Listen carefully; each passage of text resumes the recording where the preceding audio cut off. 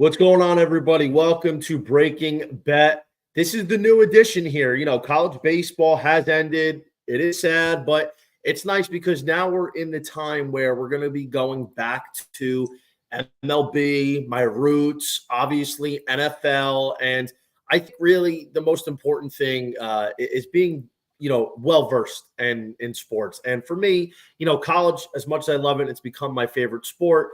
I was doing NFL and MLB way before I was doing college baseball. So with that, welcome back to Breaking Bet. Join with me. My new co-host is Eric Pauly, Slime Action. I've been working with him for a long time. What's good, Eric? How you doing? What's going on, Johnny? Always a pleasure to break down some sports. We got NFL on the horizon. So let's talk some football. Let's talk some baseball. We were going to get into a little bit of a debate pre-show, so I'm sure we'll get some conflicting opinions rocking for sure. Yeah, we were. You know what's crazy? How I was getting ready for the NFL today. So on my lunch break at work, I was watching videos of highlights of Anthony Richardson and Marvin Harrison and Jaden Daniels, like watching some of the young pups, like getting ready. And I was like, oh boy, we got football season around the corner. But before we get to the NFL, Eric, we're going to touch a little bit on the futures, the awards markets for the MLB. We have here a really unfortunate situation. My guy, Hunter Green, a guy I've been talking about for the last couple months, who I gave out at 80-1 to win the NL Cy Young. When all hope seemed to be lost, it was between really Chris Sale and Zach Wheeler. Like I really didn't understand why Hunter Green wasn't getting any love, and the numbers supported it. And when you can compare his numbers to Sale and Wheeler, Eric, it just didn't make sense. And obviously, we really went on a heater the last couple months, and, the market reflected it, but it didn't really give him the love that he deserved. So unfortunately, I find out on my Sunday that Hunter Green felt some elbow soreness and he had to undergo an MRI, and automatically the Reds put him on the 15-day IL. Mm-hmm. And, obviously it sucks. And, maybe in some perfect world, he only misses 2 starts and he's able to come back and just shove the rest of the way. But how does this change the NL Cy Young market? I think it's because again, that's still that last start. He still had a great outing. If he misses these next 2 starts and Chris Sale pitches the way Chris Sale's been pitching the last couple of outings and realistically all season long, the odds are reflecting Chris Sale at a notable offshore -275.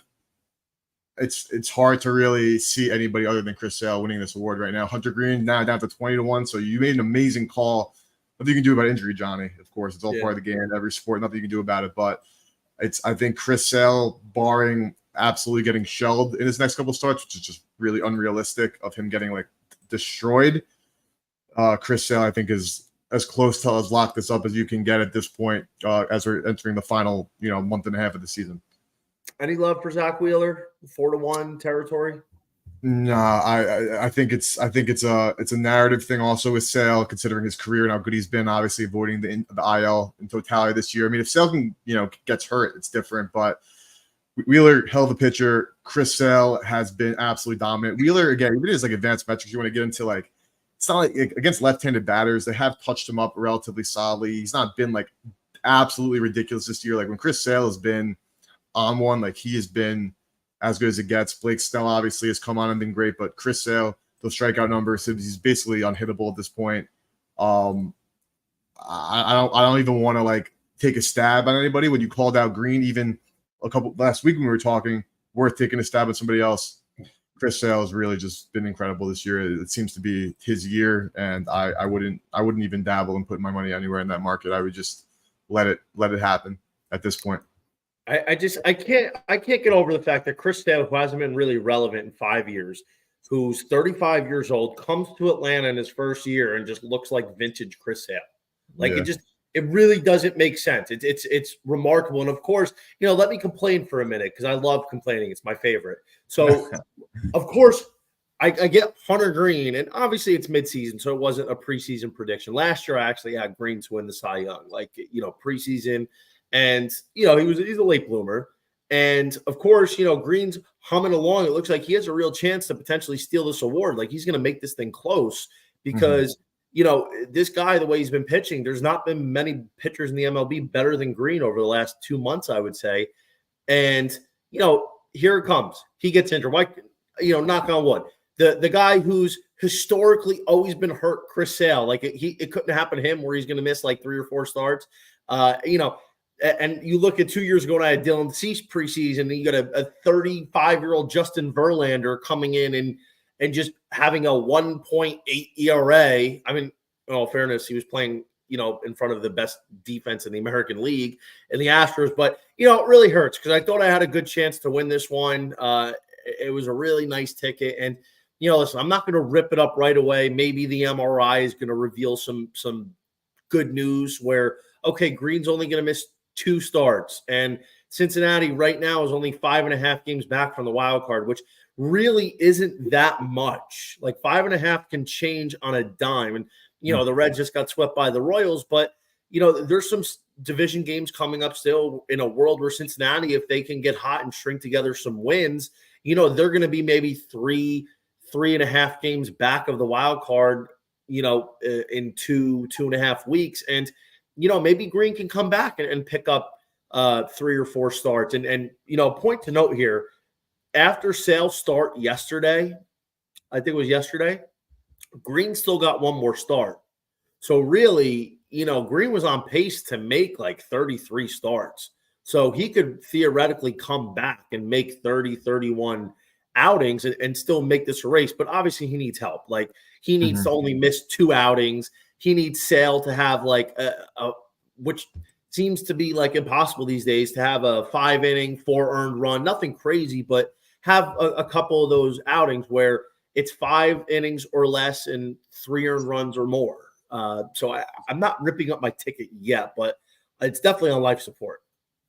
Definitely on life support. Again, injuries are all part of the game, betting futures. And like you said, it's baseball. Like shit happens with Chris Sale, injury prone his entire life. Finally, a new change of scenery, National League. Unfortunate, it's with this Braves team that, obviously has had a ton of their issues this year and is not even close to a lock to make this wild card race either at all whatsoever right now. I'm looking at it. They're out as they're the final team right now, only a 2-game lead over the Mets. Mets have a series with the Orioles starting tonight, which is going to be tough for them. But Chris Sale, as just a pure fan, I have no money in the market, Johnny, so I can't empathize as much with you. I empathize with you as a bettor in general, but I gotta tip my cap. I love to see Chris Sale, a guy who's been amazing when he's been healthy in his entire career, finally being healthy, finally getting a Cy Young that you could argue I can't say deserved in the past because of these injury woes, etc. But he's always had Cy Young talent. So I'm honestly happy as a fan to see it come together for him. He's a legend of the game, and get some hardware for him if all things continue to go as planned. And no signs of slowing down currently. He's on an absolute heater in his last couple of starts. Yeah, of course. The one time in 5 years has had to happen. Yeah. Speaking of a market that's actually shrinking, at least on paper, this is the most talked about, I think, is now Rookie of the Year. Right now it's Jackson Merrill that's, right behind Paul Skeens. And here's the thing. Well, I've talked about this a lot over the last week.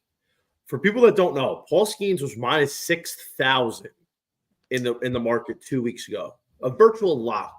Like nobody was even close. Merrill at the time was trending 15-1, which, by the way, just points out the obvious, just, I don't want to say negligence, but complete disregard for their bettors that sportsbooks do that. Like Paul Skeens minus 6,000. Well, why is Jackson Merrill only 14-1, 15-1? Like it should be at least 25-1. So they make sure if you want to bet Skeens, you're not going to because he's an insane minus 6,000. And if you want to bet Merrill and take a shot on somebody else, you're not really getting much for it. So like I understand what they're doing, but they really want to just box everybody out. And I don't like that practice. It's not on a level playing field.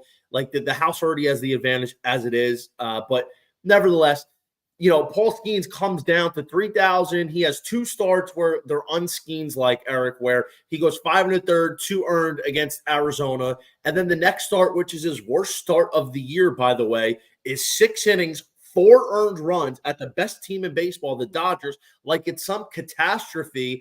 And his market movement goes from minus 3,000 to being bet to like a minus 490 favorite. It doesn't make sense. And the point to make here, and I need people to understand this, just because the odds are saying something on a book doesn't mean that's what's reflecting the actual race in terms of the voters.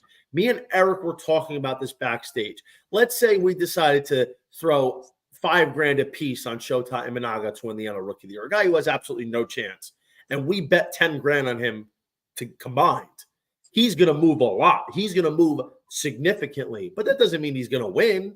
So I think a lot of people have bet Merrill because of the fact that, well, we think Skeens might get shut down, or maybe he's losing his mojo, whatever the case is, and he's sitting around plus 115 to plus 160, whatever the margin is, which is pretty accurate right now. So that doesn't necessarily mean Merrill is a close second or it's a toss-up. That just means somebody bet him into oblivion. So I want people to understand that. Now, Eric, I know you have a take here, but who do you think should be the NL Rookie of the Year? Is it Skeens, Merrill, or the field?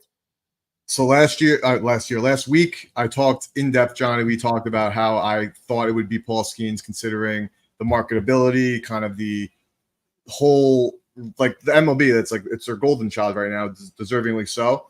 But I'm not even going to take even credit for this. I was listening to a great follow at Spreadopedia on Twitter. He was on VSiN Live discussing this market, and he made some great points in favor of Jackson Merrill. And again, Johnny right now has a great Skeens ticket. I have a great Merrill ticket. So obviously there is some bias here.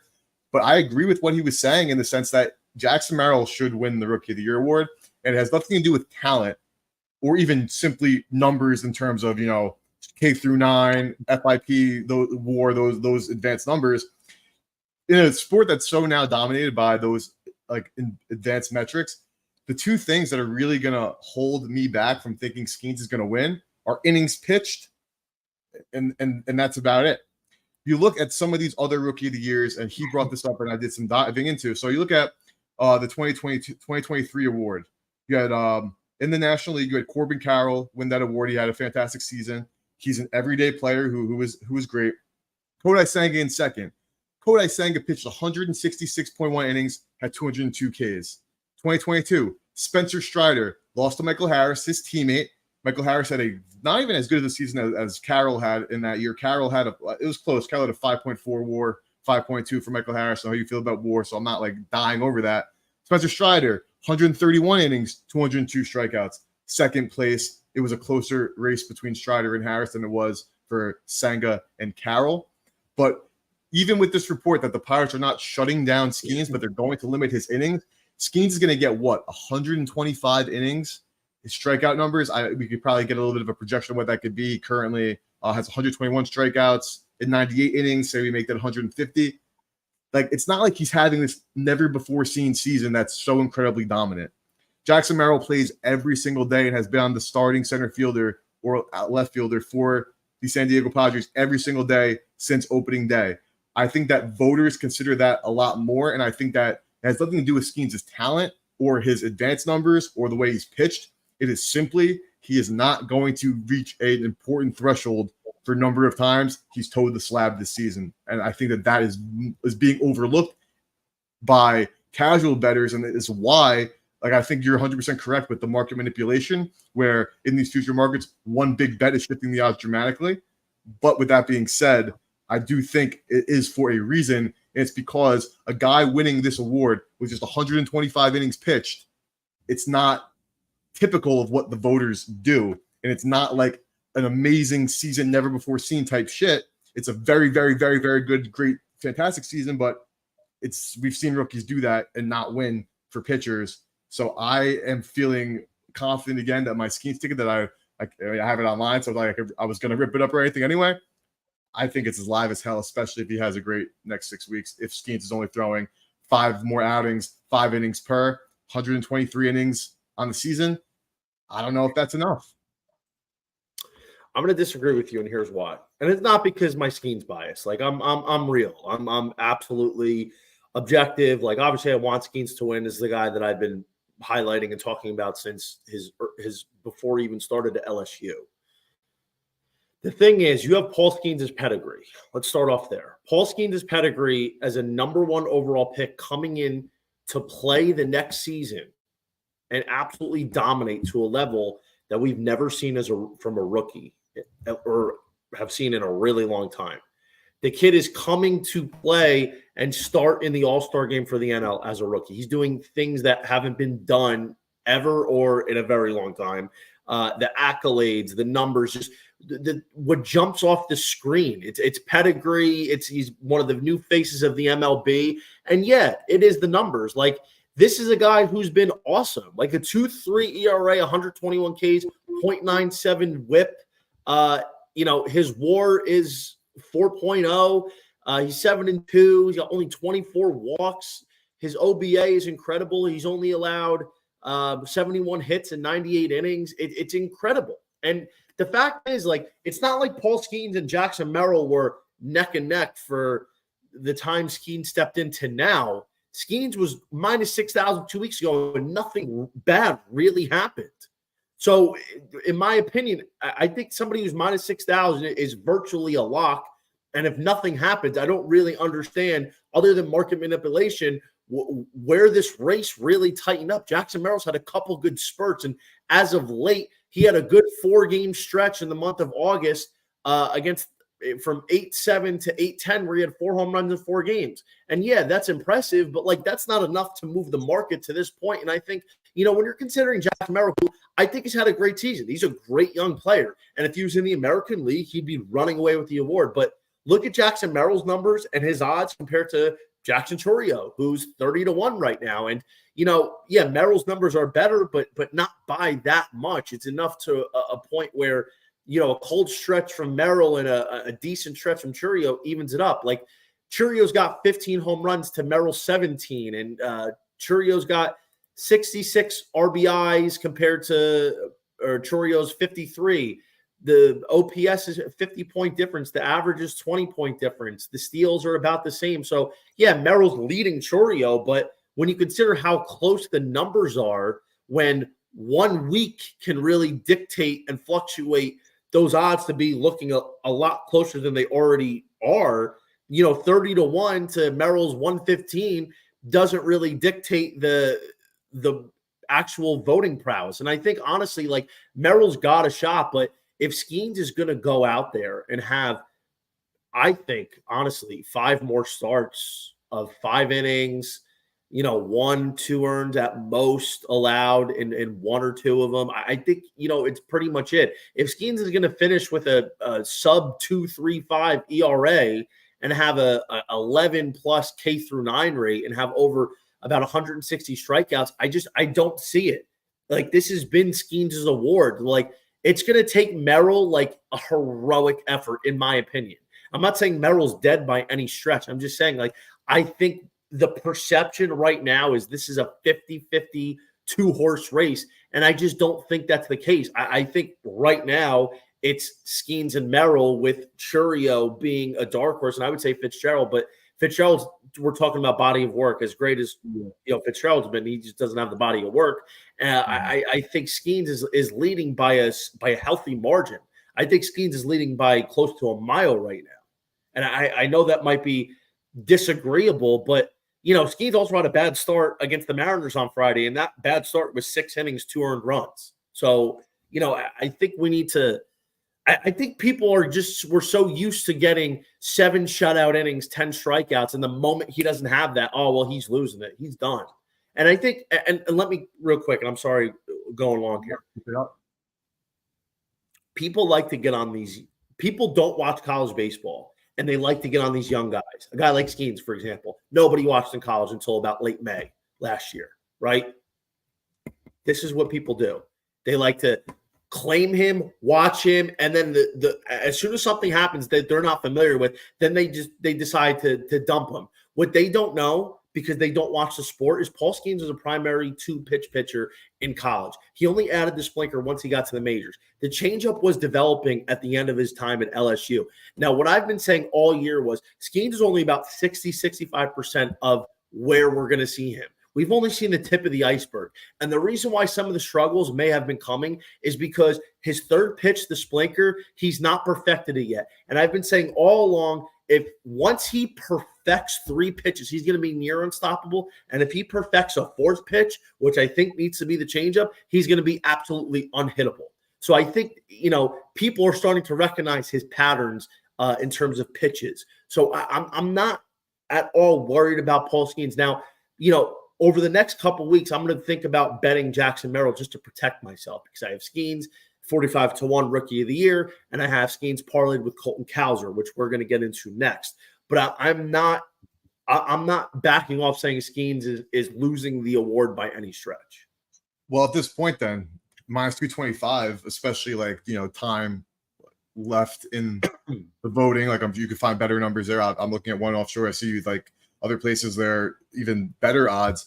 Are you even considering now throwing more on Skeens? I know you obviously have the exposure, you have the big ticket, but if you, like you said, it was such a big discount. It was such a high odds. Literally 2 weeks ago, I saw it was minus 6,000. Now it's only minus $150. At this point, are you viewing this as you're getting an immense discount? You might as well fire some more because you're locking up your money at a minus 150 for 6 months now. It's only a little bit more time. Do you have any interest in getting back in? Right now, no, because I'm good. What am I gonna? I'm gonna have to lay 150 to win 100. I'm gonna have to lay a lot more to get any kind of return. So, for me, I'm good. I'm set. I'm not trying to lay a 150. I'm not trying to lay even 125. And it's not because it's not a good number. It's just because me personally, with the status that I'm at with the Skeens tickets, I'm okay. You know what I mean? I would only get Merrill to protect myself. And honestly, I don't think he's going to win. And right now, and I was saying this with Ken Barthley and my guy PJ on You Better You Bet a week ago, I'm not going to be pressured and rushed into making a decision. Any kind of hedge that I make probably won't happen for, I would say, a couple more weeks. Because quite frankly, listen, the time to do it was 2 weeks ago when I'm not going to be the guy that that's going to buy a stock when it's reaching its highest point. You understand? So for me right now, I'm content. I want to see how the next couple weeks go. Anything could happen. Merrill could go on an 0 for 15 stretch and do absolutely nothing. Skeens could have a 6-inning shutout start, 10 strikeouts, and the market shifts in favor. And maybe I get a 3-1 or a 350 to bet on. You know what I'm saying? So there's a lot of factors. There's 6 weeks to go in the season. So I don't think any decision I make is going to happen for at least 2 more weeks. Totally understand. And the only last thing I'll say on this topic, though, is because we have to, I guess, make it clear. I'm not saying Skeens is dead. I am admitting I had bias because there's nothing I'd love more than for Jackson Merrill to win because of my position on him at 40-1.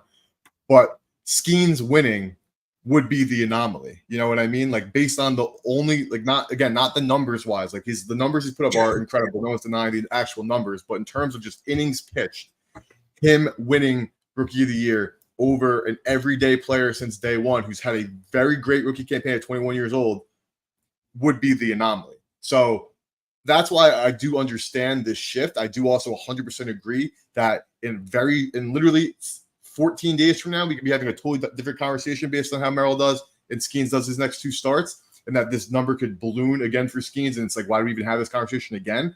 But with that being said, you just, not just you, but in general, people can't ignore that Skeens winning is the outlier situation and the anomaly and not the status quo for these voters. No, it absolutely is. And, there's this thought that an everyday player is more valuable than a pitcher. Maybe that's true. Maybe that's not. There's some indications to say that's not true. I know smart people in the betting industry that would say that's not necessarily the case where a pitcher is or an everyday player is more valuable than a pitcher. In some cases, if it was Jackson Merrill against anybody else, any other pitcher, absolutely. But here's the point to make. If Paul Skeens doesn't win after the year he's had, when will a pitcher ever win? You have absolute superstars coming through the minor leagues. You have Chase Burns, who I think could be up next year. You have Chase Dollinger. You have Rhett Lauder. You have Hurston Waldrop for the Braves. I know he had a rough go of it, in a couple starts up. You have Quinn Matthews for the Cardinals. Like, you have a lot of guys coming up from college or even, international or high school from the last couple of years that, what happens if they have a great season? They're going to get beat out just because a guy had a good season as an everyday player. Like, if Merrill hit 30 home runs, then okay, maybe, but he's got 17 right now, and maybe finishes like 22. It's a case. I don't think it's undeniable, but I just think, like, with Skeens being the poster boy and being comped to a guy like Steven Strasburg and one of the top pitching prospects in decades, like, how is this guy not going to win after the season he's had? He hasn't been underwhelming whatsoever. He's been overwhelming, if anything. And I just, it's only a thought for me, like, if not him, who? No, and I agree. And like you said, I think you made a great point with Jackson Chourio too. Like, obviously he struggled. Like, Jackson Merrill has never like struggled this year. He obviously had some ups and downs, some highs and lows. At one point, Jackson Chourio was like really going through it, but now he's on absolute fire and could even like make this a 3-dog award if he continues this absolutely massive run. But we're in agreement here, Johnny. Like, the numbers and everything that he's done is undeniable. It's just that the one point that I am staying on is that it is the outlier situation here, which doesn't mean it's impossible. Just it is what would be an outlier, all things considered. So we are in agreement. We all both have our own, we're happy to be on different sides of this. And again, like, if I sat here and like Paul Skeens does what we think he can do and he wins, I'm not going to be like, oh my God, what a horrible beat. Like, no, the guy had a ridiculous season. It's just that, with these innings we're projecting, it hasn't happened. So it can happen, but it hasn't. So we'll see. All right. Let's move on to the AL before we move over to the NFL here. So American League, Colton Cowser's leading the field at -270. Then you have Austin Wells, Luis Gil, Wilyer Abreu, Cedar Rafael, Colt Keith, Mason Miller, Wyatt Langford. That rounds out, the more realistic candidates. So here's the thing. If you look at Colton Cowser's numbers, nothing is really that impressive other than, the 18 home runs he has. Mm-hmm. And that's good. And like, home runs are usually like the biggest thing for a rookie, unless you're stealing 40 bags or you're hitting 330. Like, it's really home runs. That's the most eye-popping splash, because you're willing to settle for a 245, 250 average from a rookie if he's putting up 20 plus home runs. So I think Colton Cowser, he's a relatively large favorite right now in this market, and it's only because I don't really think anybody else has decided to step up and take it. I think I would make him the favorite right now, but honestly, I think this is definitely a wide open market. And Eric, I got to say, like, Austin Wells being here makes absolutely zero sense. I think it's just because he's a Yankee. He's batting .250. He's got 9 home runs. Like, there's absolutely nothing special going on here. Like, he's got maybe 1 steal. He's striking out 2 to 1. Then you got Luis Gil, who's been good. He's around the 3.2 ERA territory. He's probably been one of the more consistent guys. He had a bad 4-start stretch, but he righted himself. The Red Sox, Abreu and Rafael. Colt Keith, I don't really think's got a chance. Mason Miller, he's had a great season as a closer, but I don't think he's got a chance. Then you got our guy, Wyatt Langford. Now, Wyatt Langford was 35 to 1 yesterday. And granted, obviously Langford is a guy that I've claimed, be the first one to claim, is the next Mike Trout. And I've been talking about that for the last couple of years. And I do believe it. I think he's gotten off to a slow start. But, at the end of the day, I think realistically, a hot 2 or 3 weeks or cold weeks from somebody is going to dramatically change this thing. 100%. We touched on this last week. Nothing too noteworthy has happened in the past week in terms of one of these guys going off or being, extra slumpy. So I agree that this is 100% a race. I think Abreu and Rafaela, and like you said, Wells, even like Colt Keith, I think they're really out. I do think the odds aren't reflecting it with Langford being 33 to 1. But I do think if any of them, I would think that Langford could put that stretch together. But that Rangers lineup, it's just obviously not their year. Like, their metrics all across the board as an offensive team is just bad. Luis Gil, like you said, like, he is outside that one, like, really kind of crappy stretch he had. has been very consistent throughout the course of this year. Again, he had another crappy start against the White Sox in his last outing. It's just there's no clear best player in this market. So I really do think, like we said, like you just said, Johnny, it really just comes down to who ends the season on the hottest note. And of these guys, it's between if Gil can get some 5 more really good starts in, if Wyatt Langford has a crazy 6 weeks, or if Colton Cowser is able to hit, like a 6-7 more bombs in this time frame, and just because Langford, like the 7 home runs, I think we could both agree we expect a little bit more pop out of him, which is I think there's some adjustments he has to make. Like I've watched him a lot, and I think there's some adjustments. And the thing that's crazy is we saw him do it. We saw him do it in June when he went on that hot stretch. I just think personally, what I think, because I've watched hundreds of his at bats, from college to now. Personally, what I think he does is he has good plate discipline overall for a young player, especially. But what he does is he's very selective, and I think he takes too many good pitches.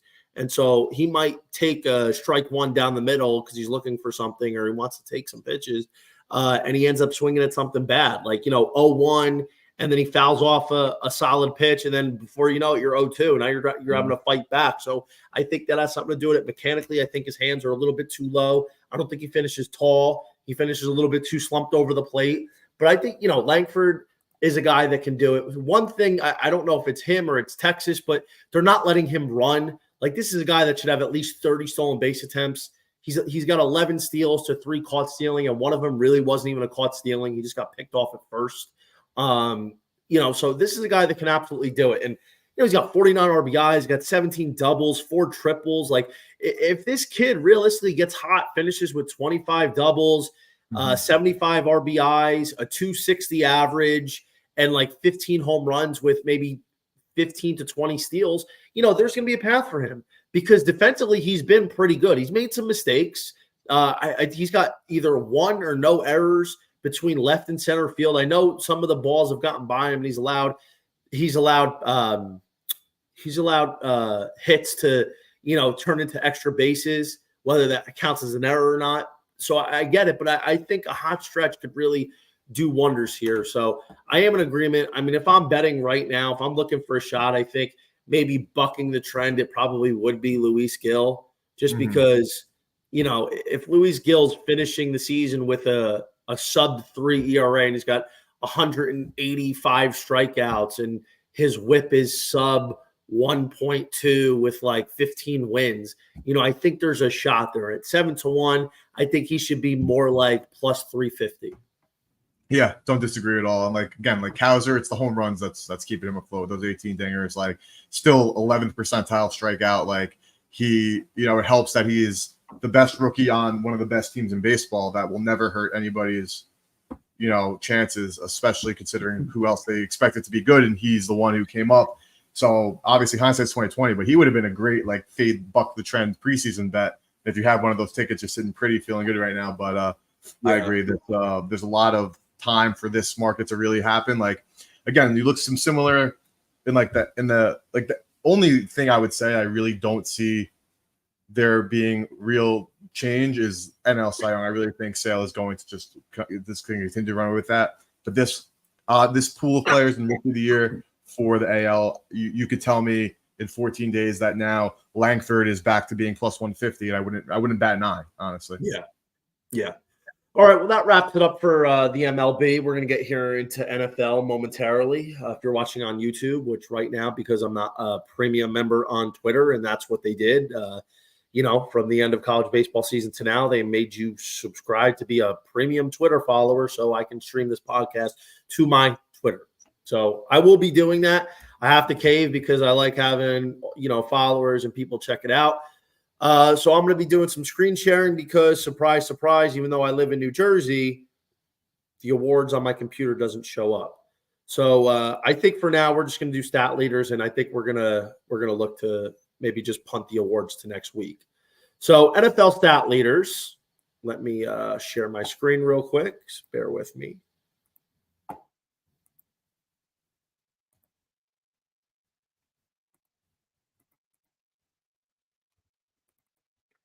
Okay. All right. Here we go. All right. So NFL stat leaders, let's start off here. Ooh, sorry, one sec. Apologies, guys. All right. All right. So let's see. F12.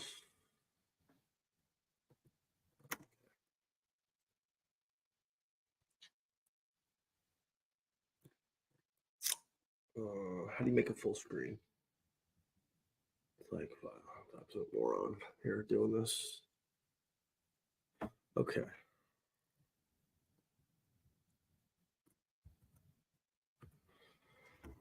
All right. NFL stat leaders. Let's start off with the passing yards. First, you got CJ Stroud. You have Mahomes. You have Prescott, Tua, Burrow, Goff, Josh Allen, Jordan Love, Kirk Cousins, Brock Purdy, Stafford, Lawrence, Herbert, Rodgers, Darnold, Murray, Hurts, Baker, Caleb, Geno. You're running into territory where a lot of these guys probably won't do it. Yep. So, in terms of let's forget about betting for a second. If you didn't have any betting involved, who do you think would lead the league in passing yards? CJ Stroud. You do. I do. I think it's fair that he's number one. If we want to just talk some metrics here. So CJ Stroud, like last year, obviously, like the season was incredible to the point where like I'm always a zig when people zag kind of guy. So normally if you tell me this guy like CJ, I watched him play football, I would be like, okay, prove it to me one more year before I crown you like a legitimate, like really amazing quarterback. But based on what I saw last year, I know we had like that crappy game against the Panthers, crappy game against the Jets in the conditions a little bit. So he's obviously not perfect. He's also a child. So like I do expect him to be great. What I really like about his chances though now is it's not even the Stephon Diggs, because I think Stephon Diggs is washed. I think Nico Collins is a clear alpha. It doesn't hurt adding Stephon Diggs, but I don't think that's not my tip of the iceberg here. I think the fact that Bobby Slowick is still there for their offensive coordinator. And if you look at the Texans pass rates as the season had gone on last year and CJ Stroud got better, they threw the football more often. So now that you have clearly one full year of CJ Stroud being awesome, another full offseason with the same OC, and then you add in, of course, Diggs, who, again, that's not a needle mover for me at all, to be honest, but it is like a solid veteran who he's going to be able to, sit by the sticks and help him move the chains. The fact that they now have all this trust in Stroud, they have an offense with a solid offensive line that's going to give him protection. We see what he can do with that arm. We know how good Tank Dell and Nico Collins are. Nico Collins being one of my favorite players in fantasy formats. If people are, haven't had your draft yet, I see why he's the favorite. And I hate betting chalk, so like I'm not going out here and betting the 7.5 to 1 right now. But I could certainly see CJ Stroud winning and leading the league in passing yards. So I like CJ Stroud a lot, and I think he's going to have a good year. I think the Texans are going to have a good year, but something tells me that they're not going to be as good as everybody is expecting them. I think the expectations are high. And this is something I can't really equate to like a statistical or analytical analysis. This is just like a feeling. A lot of times, it's just hard to replicate those expectations. And despite the fact that he's got Mixon in his backfield now, he's got Diggs, he's got Dell coming back, he's got Collins, he's got Dalton Schultz. There's something telling me that Stroud is not going to live up to the hype that he's getting, like being a top 5 fantasy QB. I mean, that's a little bit different, but, being a guy that's leading the league in passing yards, I think, Stroud is probably going to be good for about 4,500 passing yards, 30 touchdowns, 32, something like that. Really good season, but we're giving him a lot of respect, and I understand it, but I think plus 750, him being the favorite, I think it's just too trendy. Like the Houston Texans are, after the season they had last year, it's like, oh, well, it's only going up. They get Diggs, they get Stroud for another year, Slowick's back, they get to work together again. They get Mixon. It just seems too trendy. Very rarely does like that trendy pick in sports work. Yep. It's very difficult, and everybody was like fell in love with Houston. And when the odds came out for Super Bowl and the MVP Stroud in Houston, like they took a hit. And I'm like, I don't like the trendy, because trendy doesn't usually happen. It's just too many people like them, and there's always regression. And the Texans don't have the easiest schedule. I think they still have some – I have to pull up their schedule, but I think they still have some really tough matchups. And, if you're going to lead the league in passing yards, you can't really have more than one or two stinkers. So, I feel like while C.J. Stroud's going to have a very good year, I don't know if I like him to lead the league in passing yards at this number. If Stroud was, say, 12-1, I would definitely consider taking a shot. So, if Stroud led the league in yards, wouldn't surprise me. But, with the competitors that he's going to have to go against and the experience, I personally don't think that's going to be the case. So instead of taking Stroud or Mahomes or Prescott, I think Tua's of interest. I think Burrow's of interest. To be honest, I think Goff's of interest. If I'm looking at a quarterback, to be honest, that I think is a pretty sweet buy, I think it's going to be Kirk Cousins at 19-1. The thing is, you got London. This is the year for Pitts. You got Bijan. You're in an offense now that got rid of Art Smith, just the absolute moronic football coach that he was. And you're going to bring in Raheem Morris. And I think, Kirk Cousins obviously is coming from a Kevin O'Connell offense, but I feel like a lot of the stuff he learned there, he's probably going to bring in because you're bringing in a new head coach. You're bringing in new personnel in the coaching department. I'm sure Kirk Cousins coming in on a pretty sweet deal for a 150-year-old quarterback is going to have a say in how this thing is built. So I feel like Cousins at 19-1 is probably the best bang for your buck, but I think a guy that I would probably give a real look. You're going to hate me for saying it. I think Jared Goff is going to have a shot here at 13-1, and the reason is despite the fact that they're a pretty run-heavy offense with Montgomery and Jahmyr Gibbs, they're so efficient in the passing offense with Amon-Ra, with Laporta, and some of the other guys that they have. I feel like Jared Goff is probably a better bet, in my opinion, than I would say a Burrow or a Dak Prescott. Tua is always a threat just because of the offense that they have. So I wouldn't be shocked to see Tua at 10-1, but I feel like Goff is a little bit disrespect on this list and should be a little bit closer to 9-1. Yeah, so I don't in general, I strongly agree with you with back to the Stroud thing where like the teams that are often the most overhyped team are the teams that falter. That being said, I was very wrong about that team being the Lions last year. So I have, I guess, my guard up a little bit now. I think the Texans are legit.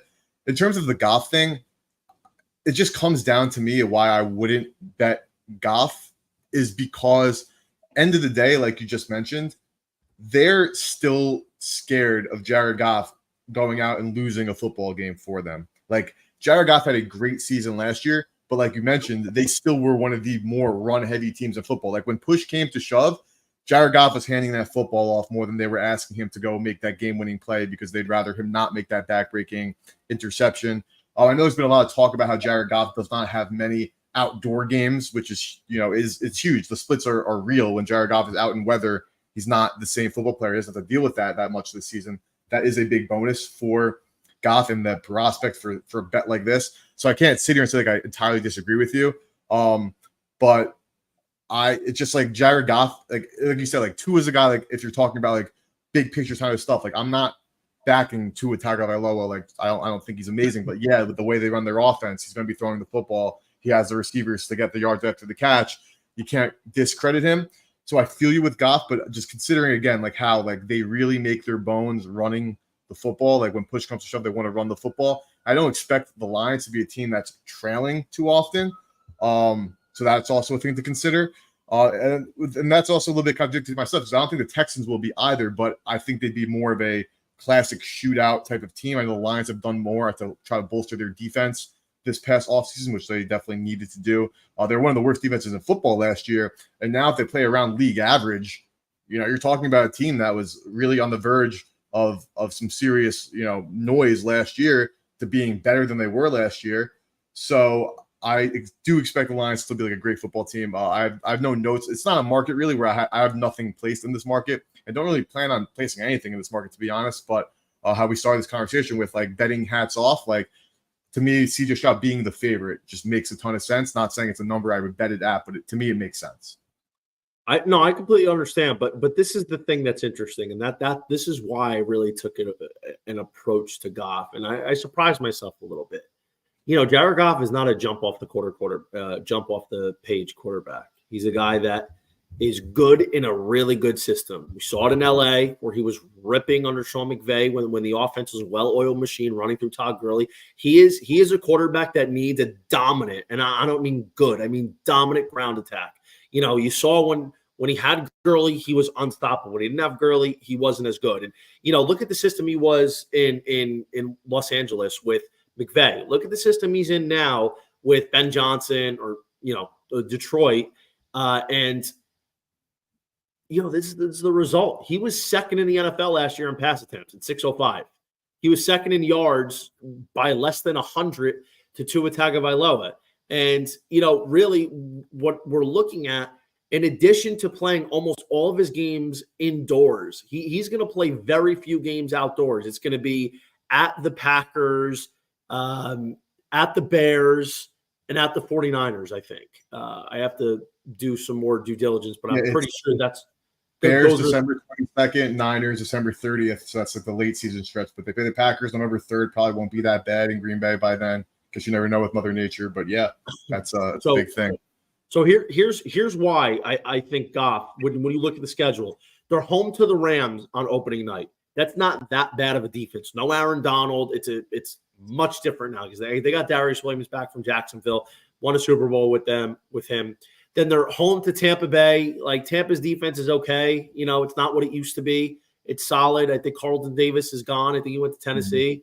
Yep. Then they're at the Cardinals. That could be a turnstile. They're home to Seattle. You got Tariq Woolen, but you can still move the ball there. You're at Dallas. Dallas' secondaries is not something that I'd be frightened of going against. You're at Minnesota. You're home to the Titans. You're at the Packers. Packers got a solid defense, but divisional game. You're at the Texans. Texans have a solid defense, but you can move the ball against them. The Jaguars, the Colts, the Bears, the Packers, the Bills, the Bears, the Niners, the Lions. Like really only the Niners is the only terrifying matchup. So I think there's going to be a lot of opportunities for Jared Goff to have a lot of those games where he's racking up close to 300 yards, but really having like an average of 260 passing yards per game. And really, he doesn't have to have a lot of attempts to do it because of efficiency, but I think he's going to have a lot of attempts. So all I'm saying is like for the number at 13-1, I mean, obviously I would like it to be closer to 20-1, but I think it's pretty solid at 30-1 or 13-1. No, I definitely don't hate it. Definitely do not hate it by any means. I think Kirk Cousins is a little long. I think it's a little bit of a high variance kind of situation. Yeah. And Matthew Stafford was the guy I was going to say, but they've got some tough matchups. So I think Stafford could be top 5. But, if you look at it, Eric, 4,700 yards didn't even happen by anybody last year. That's kind of an outlier. Like that, I would think you got to be close to 4,900 in order to really make it stick. And Mahomes had a down year. Maybe he's back to a 5,000-yard season. There's a lot of variables, but 100%. Let's move on here. Rushing props. This is my favorite. Yeah, I have something big here personally. So do I. Do you want to start off or want me to go in? You started off last. I'll go start off this time. So we have McCaffrey, Taylor, Bijan, Barkley, Hall, Henry, Kyron, Josh Jacobs, Pacheco, Achane, Cook, Etienne, Kenny Walker, Najee Harris, Amir Gibbs, Amir White, blah, blah, blah. Okay, so this market has moved since last night. I'm going with, and I gave this out with on Greg Peterson's show last night on VSiN, Kyron Williams, 17-1. I think this guy has the absolute capability to be leading the NFL in rushing yards this year. He was 3rd last year, and he only played 12 games. He was a monster. It's his backfield. I don't think Blake Corum's going to get nearly amount of touches to vulture any type of work. This is like Todd Gurley 2.0 for McVay. He's been looking for a guy like Kyron Williams to start the new era of run game in the McVay system. And to be honest, bro, like I did the research over the last 10 years. There's only been 2 times where a guy has led the league in rushing yards and didn't have at least 300 carries. The minimum was 270. So what you're looking for is a guy that can have 270 plus rushing yards at a minimum, but close to 300, which I think Kyron playing a full season will have.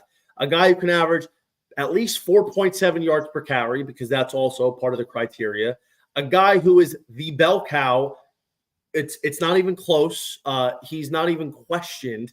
Kyron is that. And a guy you could realistically see rushing for 1,500 yards, because 1,500 yards minimum is about the threshold. McCaffrey led it last year, didn't have 1,500. So predominantly you're looking at least 1,500 yards to have a shot. Kyron Williams checks all those boxes. His number is way too long. And I think, quite honestly, if you're looking at Barkley, you're looking at Jonathan Taylor or McCaffrey, that's all fine and dandy, but there's nobody that's a better bang for your buck in this market than Kyron Williams. Yeah, my only devil's advocate point is if the Rams, which I think the Rams could miss the postseason this year, and my biggest counterpoint would be just if they need to throw the football more often because they're not winning games in the fourth quarter. That'd be my biggest devil's advocate. But in terms of opportunity, in terms of system, in terms of skill set, I have no disagreements. The only caveat, devil's advocate, I would have would be if they're just losing too frequently in the fourth, where they're going to have to throw the football more.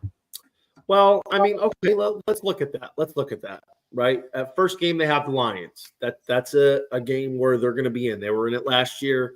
Not much has changed from an offensive standpoint on both teams. Defensively, the big loss obviously is Aaron Donald's done.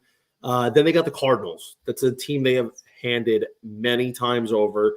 They have the Niners. That's going to be a tough one. You have the Bears. That'll probably be a tough one. The Packers, I think they'll be able to run the ball. That's at home. The Raiders should be able to run all over them. The Vikings, they should be able to run on a little bit. Seahawks, Dolphins with all their injuries. Patriots will be tough. The Eagles, I think you could probably get some yards on. Saints, the run defense like they are anymore. Bills, they're the Bills. I think there's going to be some opportunities there. Niners again. Then you get the Jets, but then you have the Cardinals and the Seahawks to finish up. So there are some tough matchups.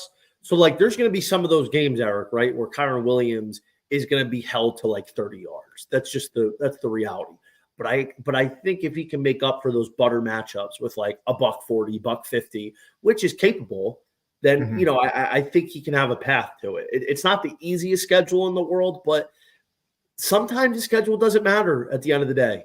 Sometimes it's about betting the player, not the schedule. And we've seen so many times in fantasy and betting, this is a great matchup, and it doesn't work out.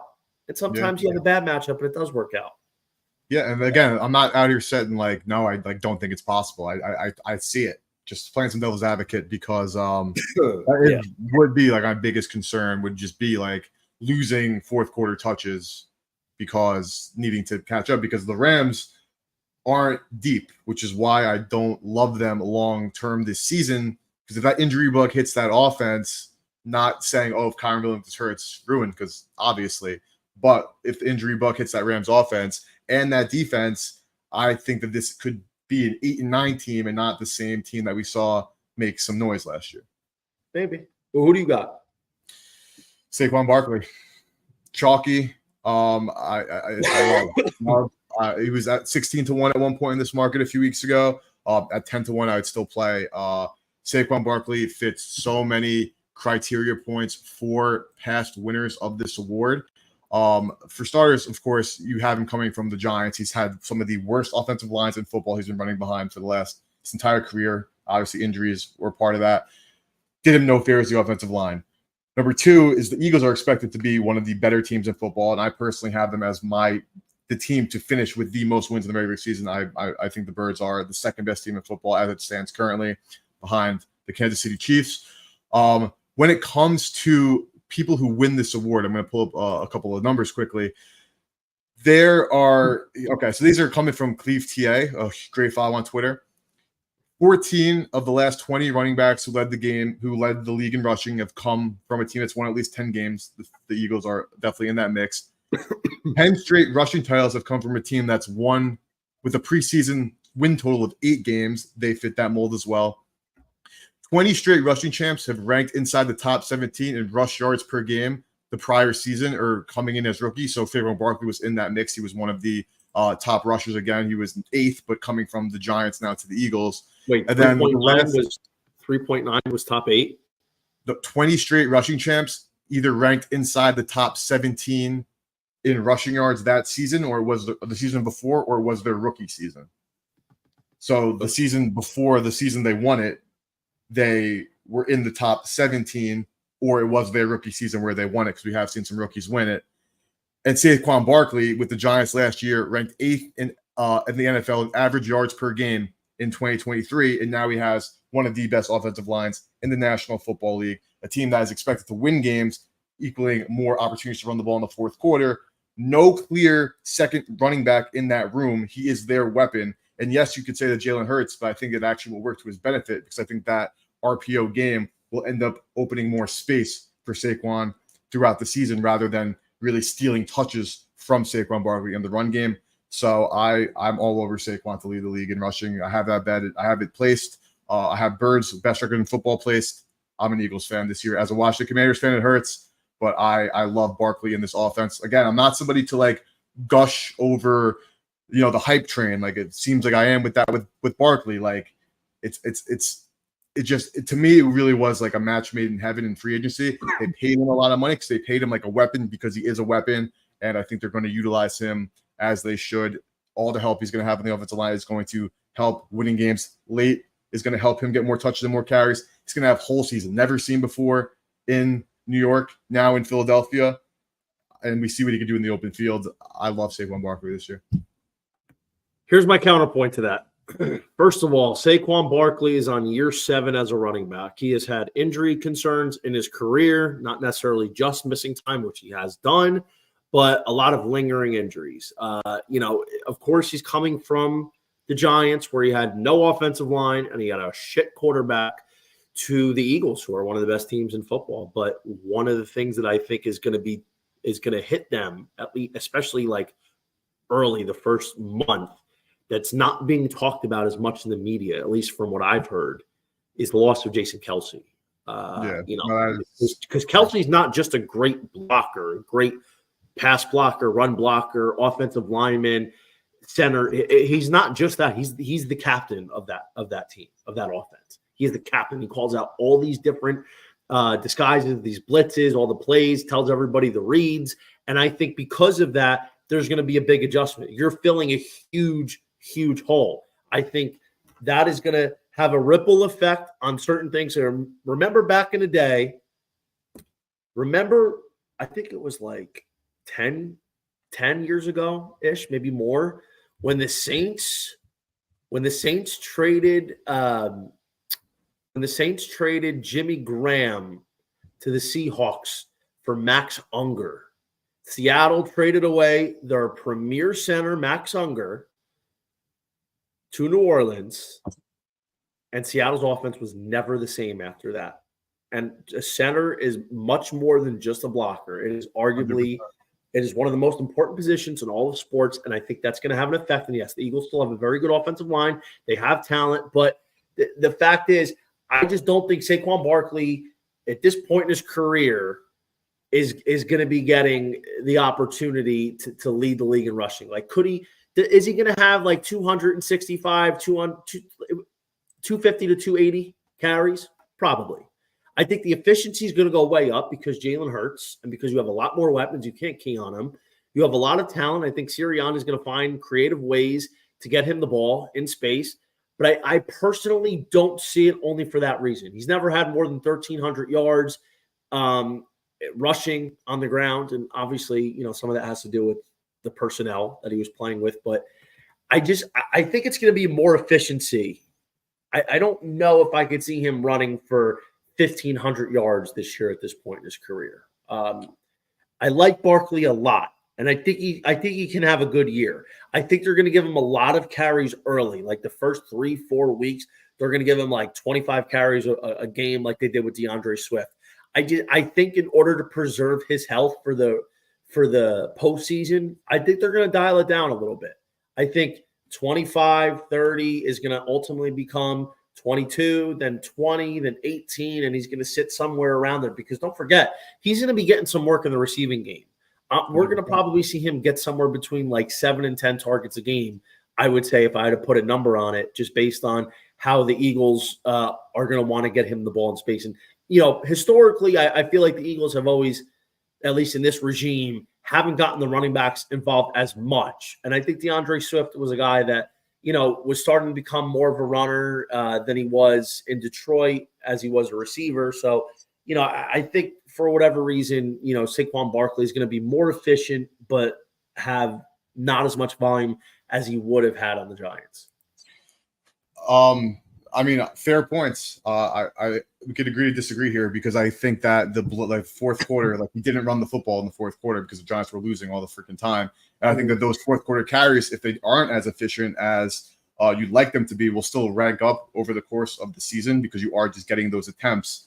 And I do agree, of course, with Kelsey. We still have Jeff Stoutland, who is the best or top 3 offensive line coach in all football. So I don't expect this unit to take a gigantic step back or anything like that. Though the Kelsey loss is, you're 100% correct. Can't discredit that whatsoever. But again, given the kind of the criteria of people who have won this award, the bump in usage with no second running back, like Kenneth Gainwell is the only second back who will come in. I do agree with the potential more passing game, which could impact this because if he's just catching some screens and whatnot, they're not adding to his rushing total. They can't kill him, but he does have the makings for a bell cow. We saw with DeAndre Swift, a guy who has been kind of realistically mid all season, all career, finally turn into this absolute stud. Now you have a guy who was an absolute stud replacing into that situation. I see you just went to 11-1. Obviously, still love that too. This is a long shot bet for a reason. We're talking about something with so much variance, so many variables in place.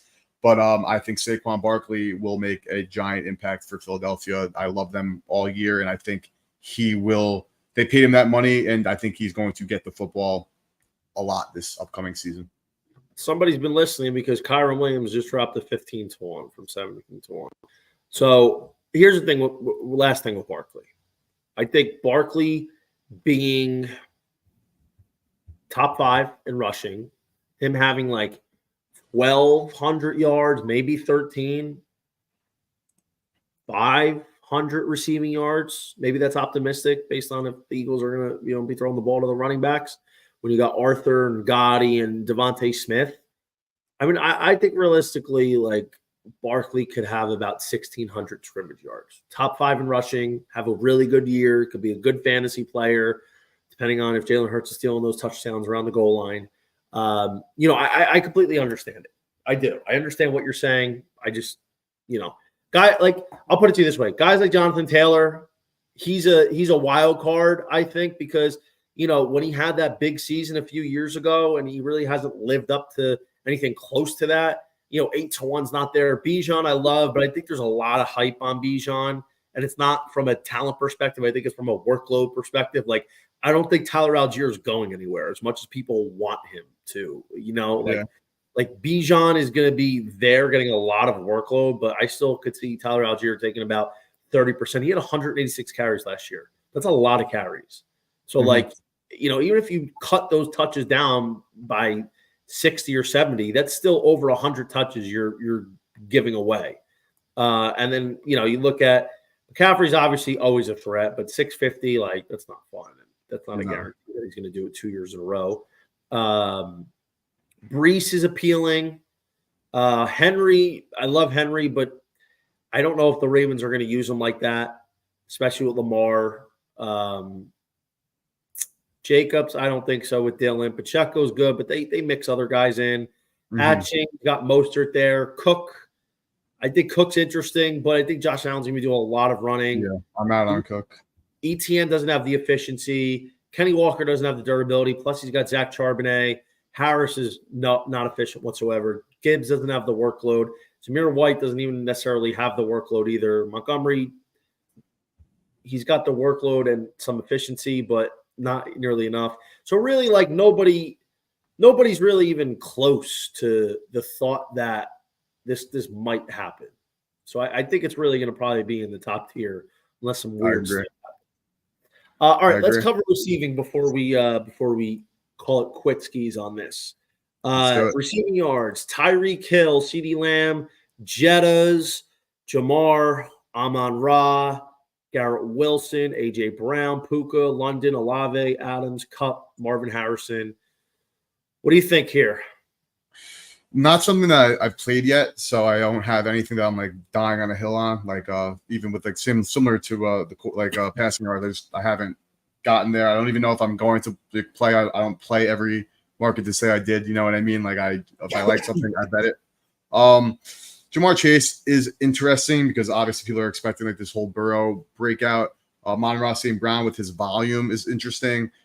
Ty Hill being 6-1 just makes a ton of sense. Like he's him, like he's Tyreek Hill. There's nobody here that I'm like dying to like stake a claim in, to be honest. So I don't really want to like beat around the bush. Like I could like try to make cases for people, but I have no money where my mouth is right now. So I'm open to, hearing if you have somebody you bet, but not something where I have coin on. So I'm going to sit here, pound the table for anybody like I just did Saquon. Not a market I've ever dabbled in realistically. And honestly, I might play some like all receiving yard parlays just for fun to have a season long sweat in rather than, take one stab at this market personally. So I don't always like doing the favorites, but if there's value, and I think it's got a good chance of happening, like Tyreek Hill obviously had about 1,800 yards last year, and he really missed 2 games. It's going to say he played 16 games, but he missed most of that game.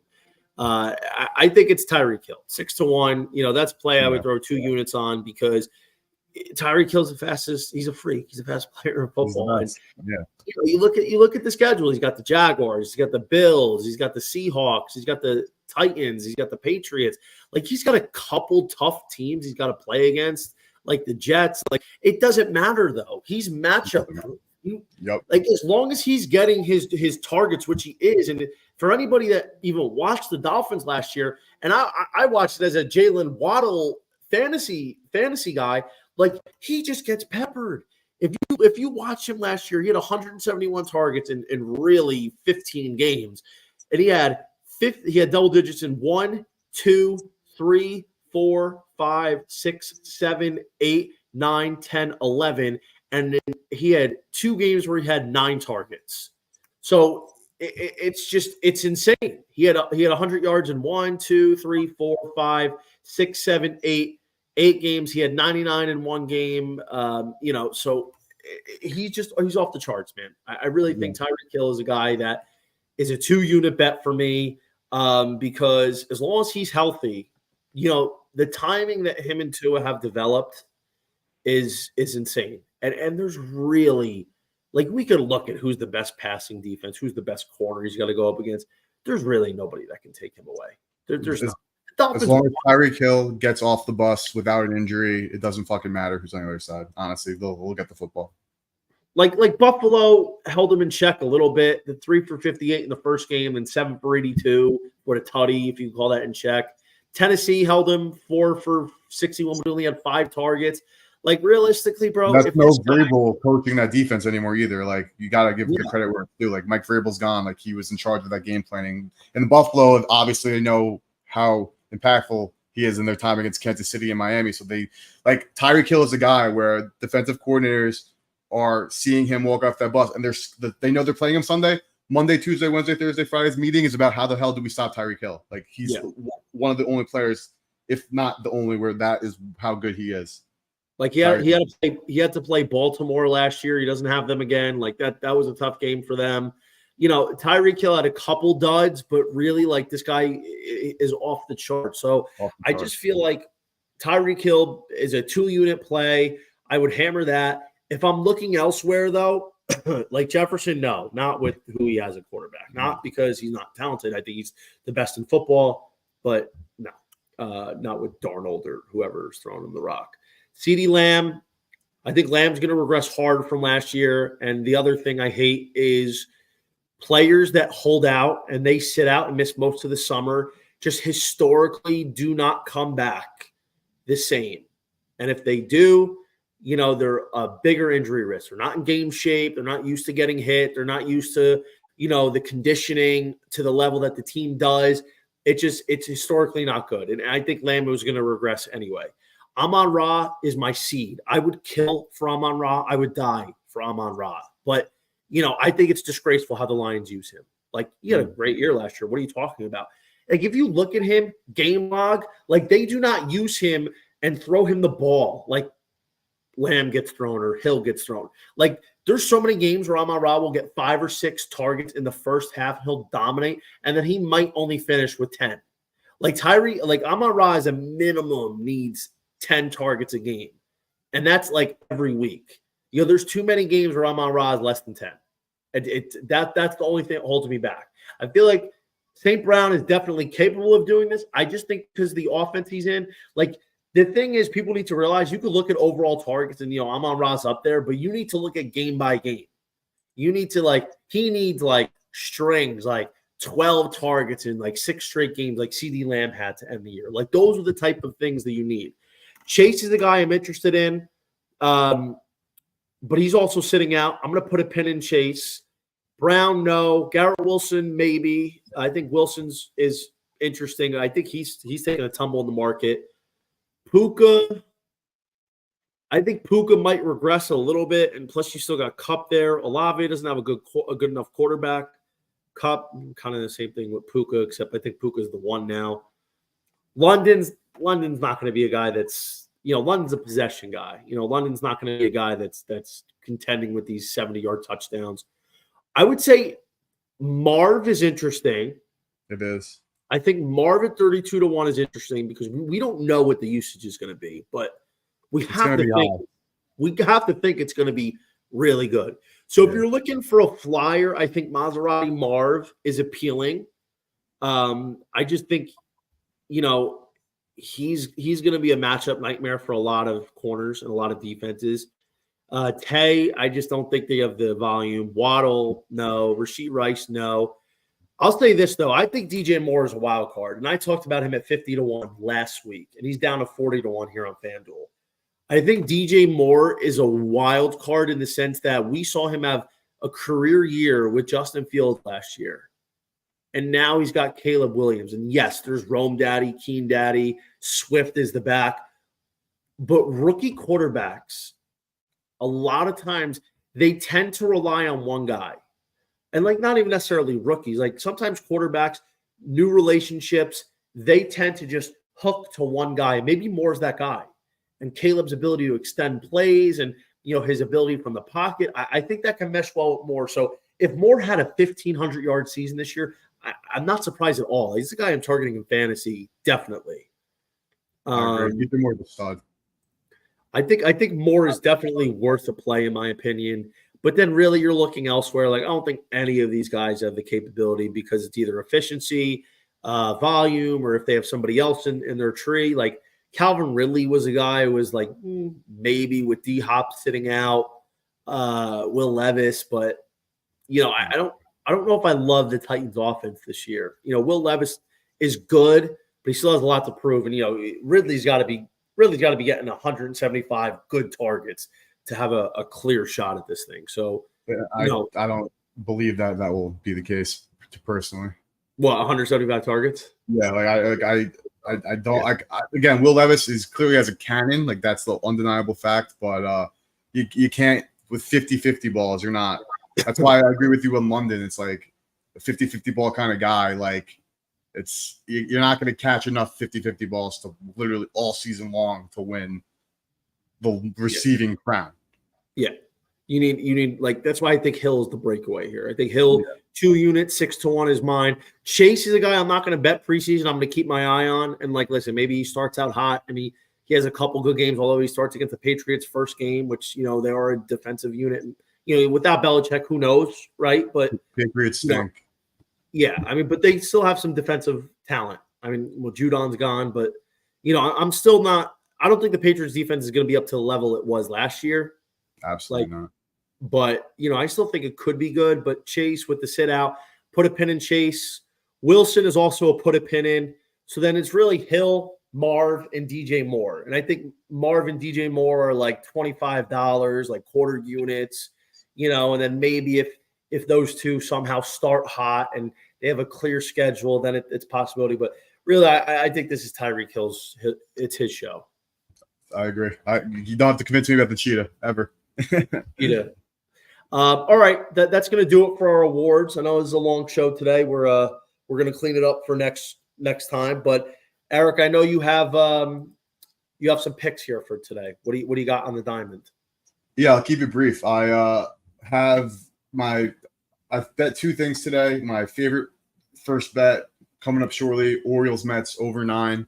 I know I got 8.5 actually. It's moved to 9, which is always nice. A little CLV trophy, regardless of what happens. I guess doesn't pay the bills, but you could celebrate those wins. I know the Mets have seen Rodgers a bunch, and they don't have great metrics against him, but he's realistically been a disaster since being in Baltimore, and the Mets offense gets hot.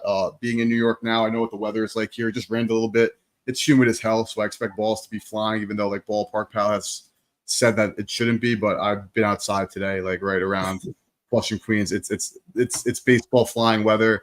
Orioles offense against lefties, again, they could stack right-handed bats with the switch hitters they have up and down that roster. Then even like a Colton Kaiser Gunner, like they could still hit lefties well. Both teams have had some issues on the bullpen front as well.